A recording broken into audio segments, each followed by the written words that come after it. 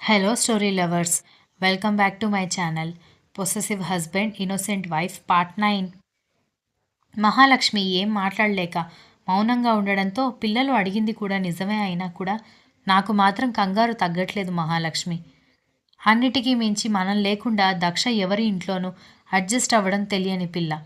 నాన్నమ్మ అమ్మమ్మ ఇంట్లో ఉంటేనే గొడవ చేసే అమ్మాయి ఇప్పుడు పెళ్లి కాకుండానే అత్తగారింట్లో ఉంది. అది కూడా కాలు విరిగిన స్థితిలో. పాపం ఎంత కంగారు పడుతుందో ఏంటో అని అన్నాడు భాస్కర్. నాన్న, నేను బావగారిని బాగా గమనించాను. ఆయనకి అక్కంటే చాలా ప్రేమ ఉంది. మీరు అనవసరంగా భయపడి బాధపడుతున్నారు. బావగారు అక్క కాలు బాగాలేదని తెలిసి ఎంత టెన్షన్ పడ్డారో నాకు అర్థమైంది. మీరందరూ బిల్ కట్టాలి, బిల్లు ఎక్కువ అవుతుంది అన్న ఆలోచనలో పెద్దగా పట్టించుకోలేదు. కానీ బావగారి కోపంలో కూడా అక్క మీద కన్సర్న్ నేను చూశాను అన్నాడు దక్ష తమ్ముడు. అవును నాన్న, బావగారు పైకి కోపాన్ని ప్రదర్శిస్తారు, కానీ లోపల ఆయన వేరు. కొంతమంది బిహేవియర్ అలాగే ఉంటుంది.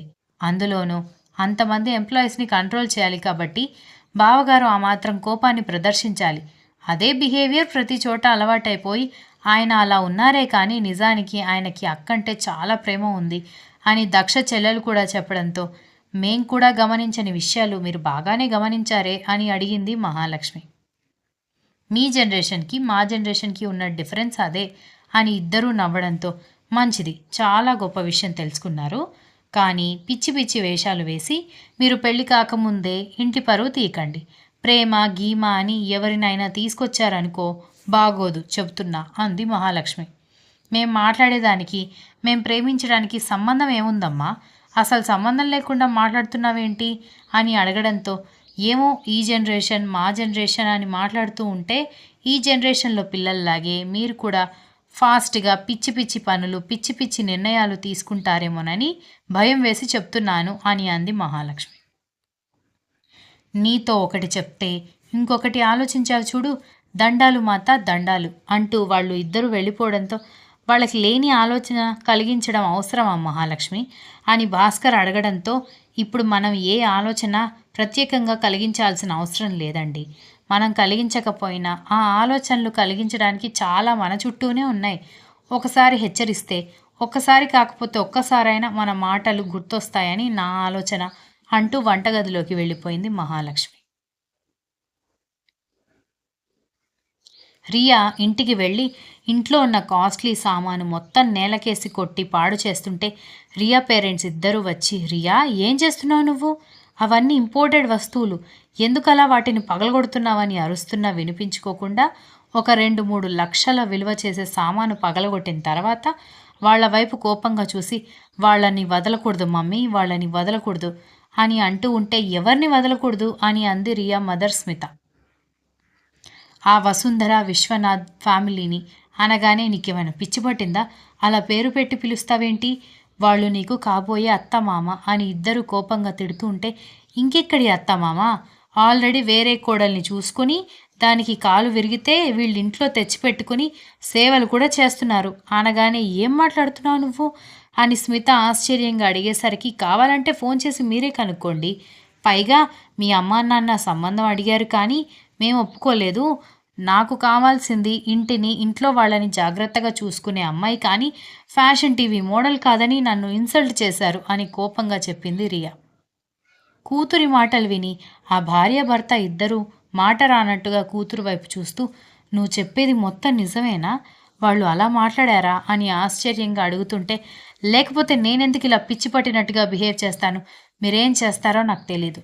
కర్ణ నన్ను తప్ప ఇంకెవరిని పెళ్లి చేసుకోకూడదు, కాదని దాన్ని గనుక పెళ్లి చేసుకుంటే ఇద్దరిని చంపేయాలి అని కోపంగా చెప్పి రియా గదిలోకి వెళ్ళిపోవడంతో ఆశ్చర్యంగా భర్త వైపు చూసింది స్మిత. దాంతో రియా ఫాదర్ రాజేందర్ వెంటనే విశ్వనాథ్కి ఫోన్ చేయడంతో ఫోన్ వస్తుందని ముందే ఎక్స్పెక్ట్ చేసిన విశ్వనాథ్ కాల్ రిసీవ్ చేసుకుని చెప్పు రాజేందర్ అనగానే రియా ఇంటికి వచ్చి గొడవ గొడవ చేస్తోంది విశ్వనాథ్.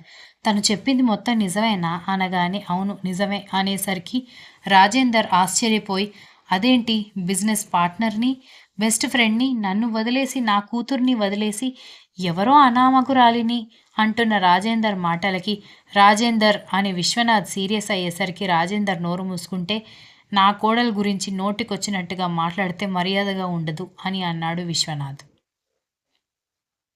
విశ్వనాథ్ అని నమ్మలేనట్టుగా రాజేందర్ పిలుస్తుంటే, చూడు రాజేందర్, మీరు అడిగిన మాట నిజమే, కానీ నేనెప్పుడు నా కొడుక్కి నీ కూతురుతో పెళ్లి చేస్తానని చెప్పలేదు.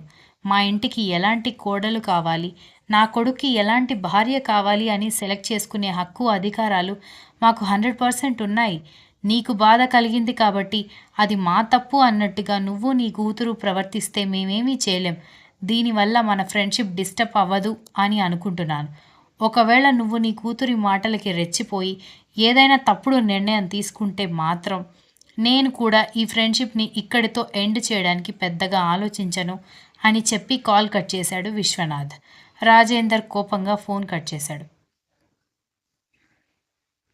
ఆ రోజు రాత్రి వసుంధర డిన్నర్ కోసం పిలవడంతో వచ్చి, దక్ష కోసం డిన్నర్ నేను ఇక్కడికే తీసుకొచ్చి తినిపిస్తాను అనగానే, అవసరం లేదు మమ్మీ, తనకి నేను ఫీడ్ చేస్తాను అనగానే, వద్దులేరా ఇబ్బంది పడుతుంది అని అంది వసుంధర. మమ్మీ కొత్త అనుకుంటూ ఉంటే ఇంకెప్పటికీ తను అలవాటు పడుతుంది, తనకి అలవాటు పడ్డానికి నేను ట్రై చేస్తున్నాను అని కర్ణ చెప్పడంతో అప్పటికే మారిపోయిన దక్ష ఫీలింగ్స్ చూసి, నా మాట వినరా అని వసుంధర చెబుతున్నా వినిపించుకోకుండా, నువ్వు ముందు డిన్నర్ తీసుకునిరా అని చెప్పడంతో ఇక కొడుకు వినిపించుకోవడాని అర్థమై వసుంధర బయటికి వెళ్ళి డిన్నర్ తీసుకుని రూమ్లోకి వచ్చి ఇచ్చింది.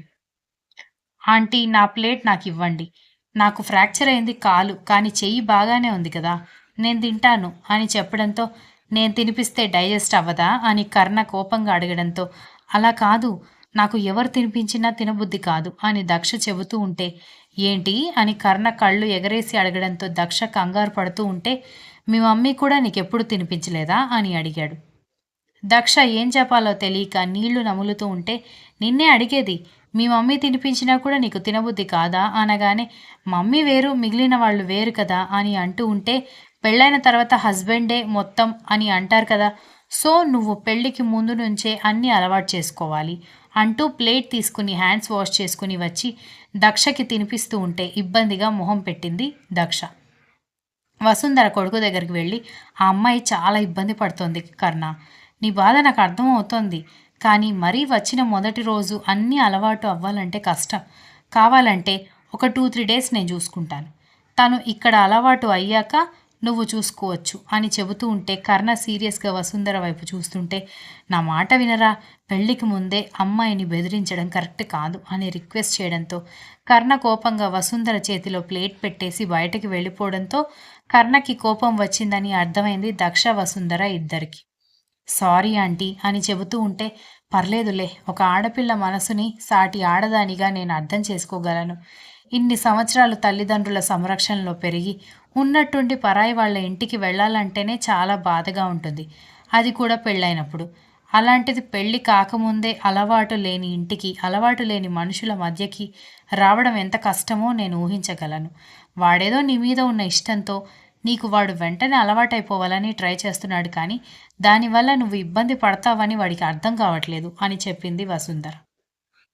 దక్ష ఏం మాట్లాడలేక, ఆంటీ నన్ను ఇంటికి పంపించండి ప్లీజ్, ఇన్ని అర్థం చేసుకున్న మీకు నేను అనీజీగా ఫీల్ అవుతున్నానని కూడా అర్థమయ్యే ఉంటుంది కదా, ప్లీజ్ అని రిక్వెస్ట్ చేస్తూ ఉంటే, సరే రేపు ఉదయం నేను ఎలాగోలా వాడితో మాట్లాడి మీ ఇంటికి నిన్ను పంపించడానికి ట్రై చేస్తాను, ముందైతే భోజనం చెయ్యి అంటూ భోజనం తినిపించి మెడిసిన్స్ వేసి బయటికి వెళ్ళిపోయింది వసుంధర.